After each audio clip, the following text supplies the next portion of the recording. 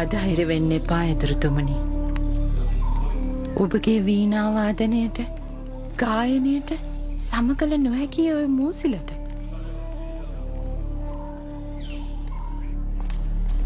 මූසිල ඇදුරුතුමනි අපිට ආරංචි අපට විතරක් නෙමෙයි මුළු බරණැස පුරාවටම ආරංචිය පැතිරිලා.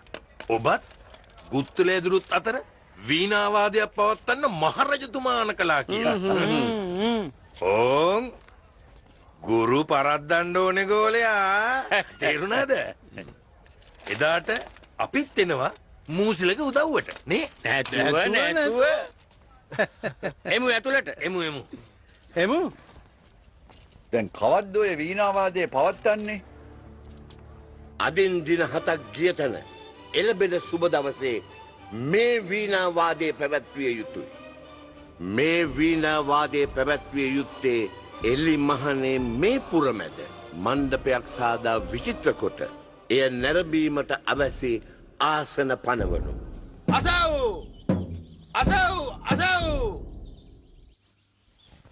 මුළු දමදිව සිසාරා නොදත් කෙනෙක් නොමැති අපගේ ගුත්තිල ඇදුරුතුමාණන්ගේ අන්තේවාසිකයා වන මූසිල සමග පවත්වන මා වීණාවාදය නැරඹීම සඳහා අප මහා රාජෝපිත මානසේ මෙයින් සැලකර සිටී.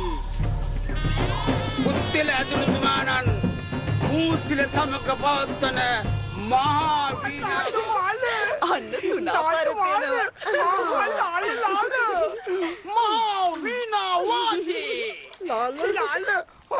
මේ බලන්නකෝ සුනා පරතටනේ සතුට. මොකෝ මට සතුට නැත්තේ. මුළු බරණැසම ජනයා එනවා එහි බලන්න. ඒ වුණාට මට නම් දුකේ බෑ. ගුත්තිල ඇඳුරුතුමා වාදෙන් පරාජය වෙයිවත්ද? එහෙම වුණොත් නම් ඉතින් අනේ පව්වර අන්ද දෙමව්පියෝ දෙන්න. ඒ දෙන්නත් ඒවි වීණාවාදය අහන්ට. අපි දෙවියන්ගෙන් ඉල්ලමු. අපේ ගුත්තිල ඇඳුරුතුමා මේ වාදෙන් දිනන්නම ඕනි කියලා. එසේම වෙන්න ඕනි. අදේට පෑහෙනවා. අසව් ජන්බුත් දීපයටම අධිපති වූ.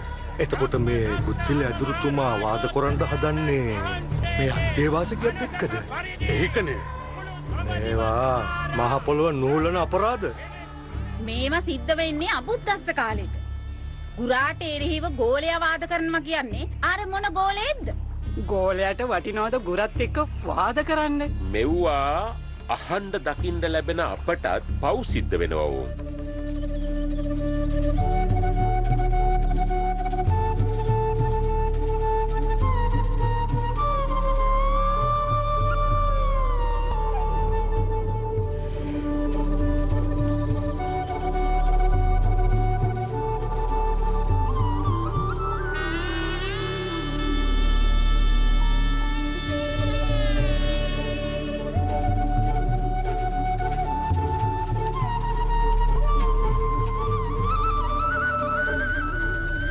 අතවැසිව සිටී මට මොහුගෙන් වන සරුවට නොපැමිණ පළමුකොට ගමනයේ කෙයි සිතා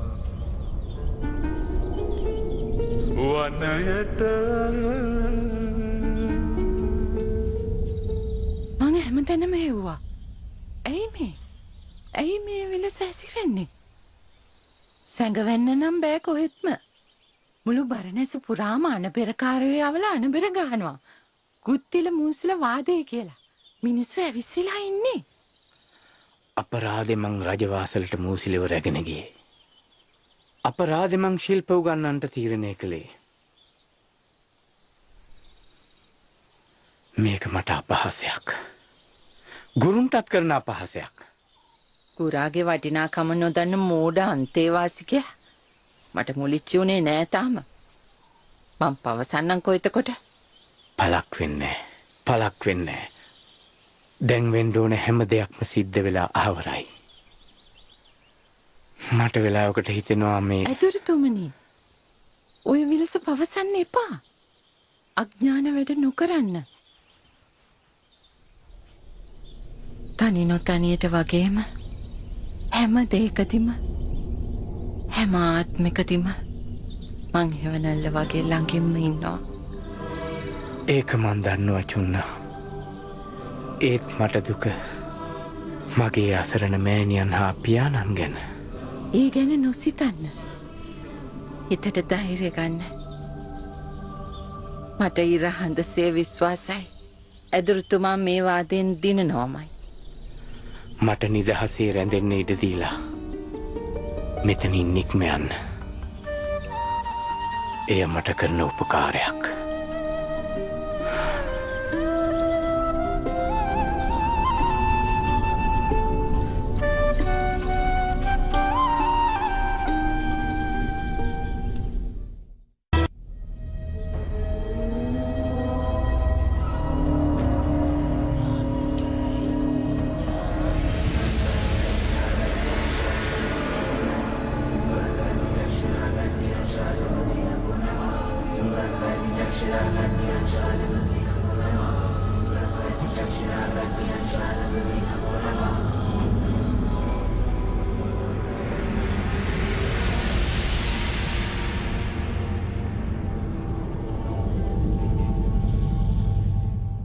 මාගේ සම්පත් උදුරාගන්නේ කවුරුද?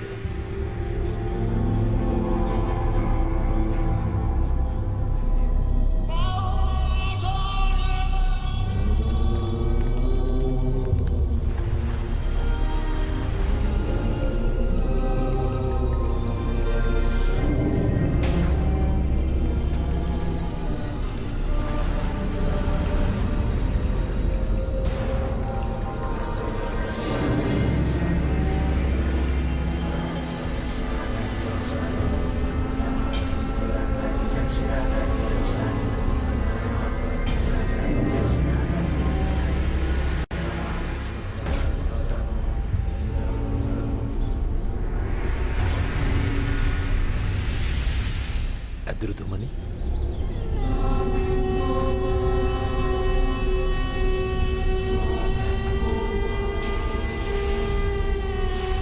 කිමද නුඹ කනස්සල්ලෙන්? ඔබ කවුද? ඔබ කවුද? දෙදෙව්ලොවටත් නැගෙනහිර දිසාවටත් අධිපති මම සක්‍ර දේවේන්ද්‍රයා වෙමි. ඇදුරුතුමනි, ඔබතුමන්ට ඇවැසි දේ පවසන්න. දෙවිඳුනි, කෙලෙහි ගුණ කිසිත් නොදත් අන්තේවාසිකා සමග වාදයක් කිරීමෙන් මා පත්වන්නේ ඉමහත් ලජ්ජාවකටයි. අන්තේවාසිකයා සමගින් වාදයක් කිරීමට මට අවැසි නැහැ දෙවිඳුනි. හිත කලබල නොකරගන්න ඇදුරුතුමනි. මම නුඹට උදව් කරන්න. නුඹ උන්නාසරියේ වීණාව පාන්න. මා පවසන ආකාරයටම කටයුතු කරන්න. මේ කුලි තුන ඔබ දෝතන ගන්න. නිබඳු මේ කුලි තුන දෙපියව ඇතුර ඇරගෙන මමද එමි ඉමදින කියාගිය සඳෙහි සද්දෙවිදුන